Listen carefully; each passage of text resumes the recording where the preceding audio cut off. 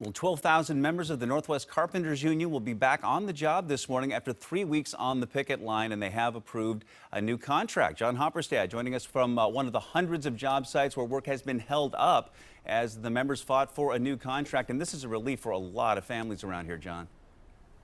It really is, Bill, because we've seen construction still booming through this pandemic at sites like this here off of Westlake in Seattle. But recently, over the last 3 weeks or so, we've seen construction workers put down their tools, pick up the picket signs, and march out here in front of sites like this. In fact, we got pictures of what it's looked like over the past couple of weeks at several job sites, hundreds of job sites throughout the Northwest. They had shot down 4 previous tentative agreements, and it was a close vote on this one as well. 53% voting for the new deal, which includes a 15% wage increase. But one of the biggest provisions in the new deal is better reimbursement for parking in places like Seattle and Bellevue, where members say they can spend more than $1,000 a month to park.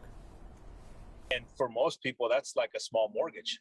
And, and on top of that, the cost of driving, the cost of, maintenance on the cars. So there's a lot of compounding issues that go on top of that. So our members felt that every time they got a raise, it was just literally going out the door because it was supplementing parking and all the other, needs that they needed.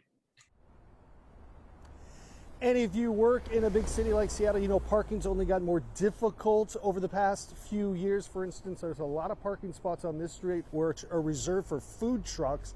And it's made the situation where, a lot of these workers have to rely on parking garages, and that can get very expensive, as you heard. So parking now, much of it covered for these workers in Seattle and Bellevue, and that was a big part of this. So they are going to be back on the job this morning after being on strike for the last 3 weeks, guys. Yeah, certainly good news. All right, John, thank you.